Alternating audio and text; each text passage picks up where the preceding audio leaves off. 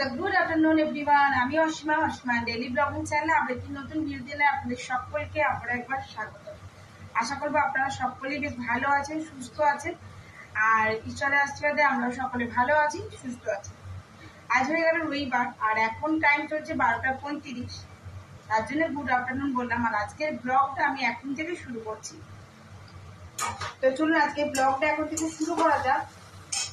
আজকে বৈশাখী দিদি আসেনি রান্না করতে, বাড়িতে একটু অসুবিধা হয়েছে, বাচ্চাটার মনে হয় শরীরটা খারাপ, তার জন্য আসেনি।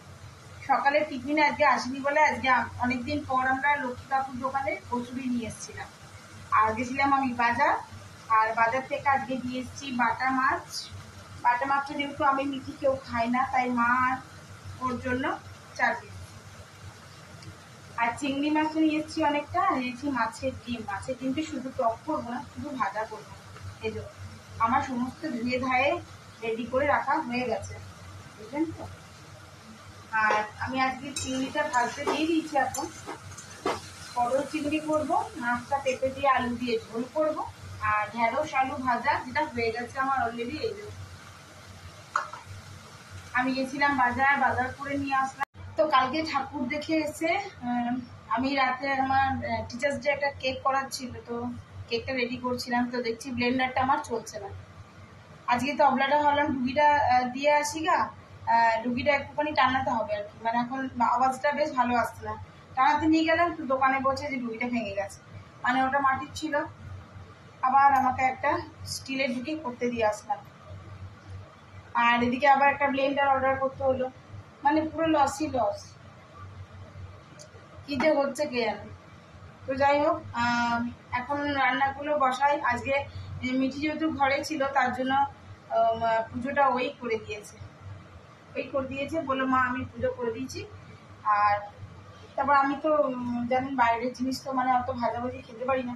তো লক্ষ্মী কাকুর দোকানে কচুরি নিয়ে এসেছিলাম, কিন্তু ওই একটা আমার জন্য যেটুকু বরাদ্দ আর কি, ওর বেশি খেলেই আমার শরীর বেদবাই করে।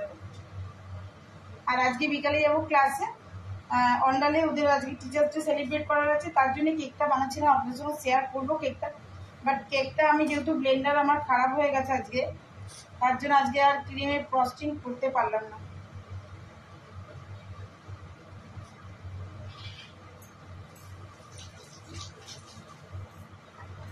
বুঝলেন তো। তো চলুন ব্লগটা কন্টিনিউ করবো। আজকে ব্লগটা আপনারা দেখবেন অবশ্যই, যদিও আপনারা কালকে এই ব্লগ। তো মোটামুটি আমার এখানে চলছে রান্নাবান্না। আর মায়ের যেহেতু আজকে শরীরটা খুব একটা ভালো নয়, বলছে পেটটা ঠিক নেই, অথচ বলছে আমার চপ খেতে মরে যাচ্ছে। ও দুদিন বলছে আমার চপ খেতে মরে যাচ্ছে। তো যাই হোক, আমি এখানে রাঁধুনির ফোড়ন দিয়ে আজকে বাটা মাছের ঝোলটা করছি। আর পটল চিংড়িটা করব একটু রিচ করে, এটা একদম লাইট করে করবো, কাঁচা লঙ্কা দিয়ে ঝোলটা করবো।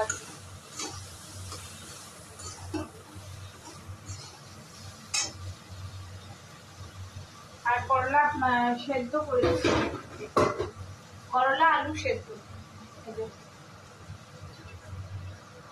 যেটা আমার সেদ্ধ অলরেডি হয়ে গেছে। আমি এবার এটাকে মেখে রেডি করে রাখবো। তারপর ডাল বসাবো, একটুখানি ডাল বসাবো, বেশি একদম ডাল করবো না, কারণ আমি আবার করে টোরে বিকালে চলে যাবো ক্লাসে, আর আসবো তো আমি সেই সন্ধেবেলায়।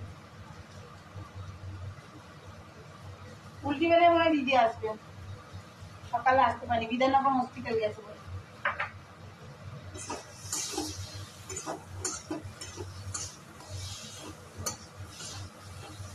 একদমই অল্প। তো এইদিকে মাছ মোটামুটি ভাজা কমপ্লিট। এই দেখো 4 পিস মাছ ভাজা হয়ে গেছে। এখানে চিংড়ি মাছগুলো আমার এখানে ভাজা রেডি।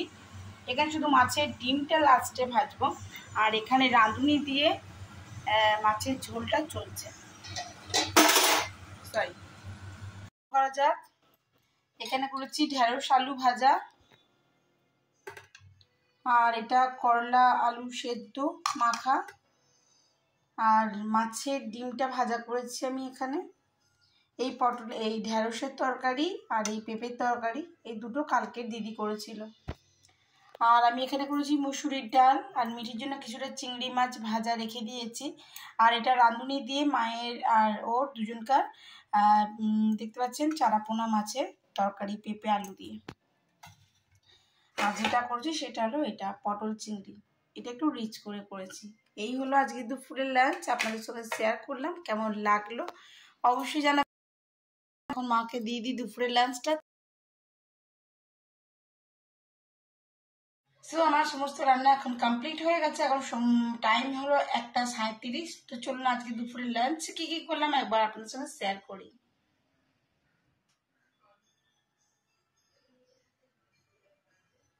সো আমার সমস্ত রান্না এখন কমপ্লিট হয়ে গেছে। এখন টাইম হলো 1:37। তো চলুন আজকে দুপুরের লাঞ্চ কি কি করলাম একবার আপনাদের সঙ্গে শেয়ার করি।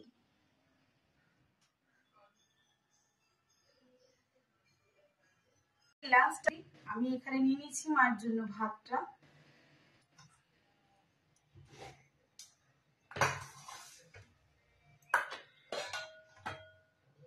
আর ভাজাগুলোকে দিয়ে দিই।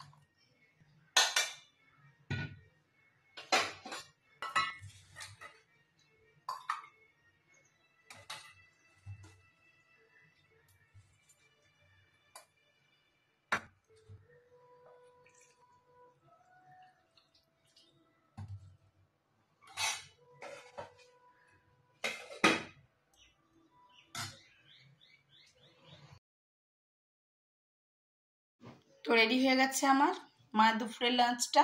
দেখুন আমি সব কিছু দিয়ে মাকে সাজিয়ে দিয়েছি।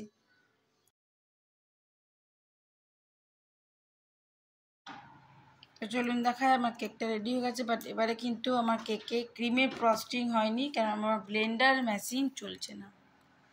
তো কেকটা দেখতে হচ্ছে এরকম, টোটালটাই এগলেস। কেমন লাগছে অবশ্যই বলবেন। দারুণ লাগছে, হ্যাঁ মা তোমরা দুজনে কাটবে। হ্যাঁ চলো, ওই তো আছে, দিদা কিছু দেখতে পাচ্ছে না। চলো চলো চলো,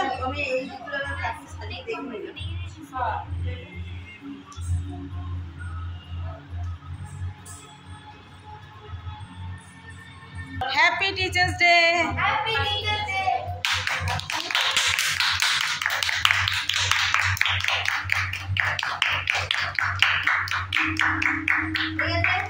কার্ড বানিয়েছে, প্রণাম করো।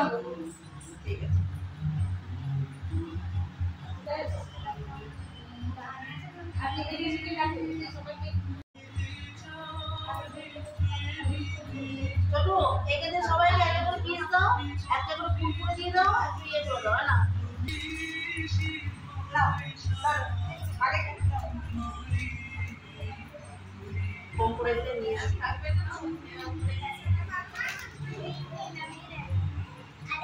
দেখ কাটবো আর পিস করবো, চলে আসবো।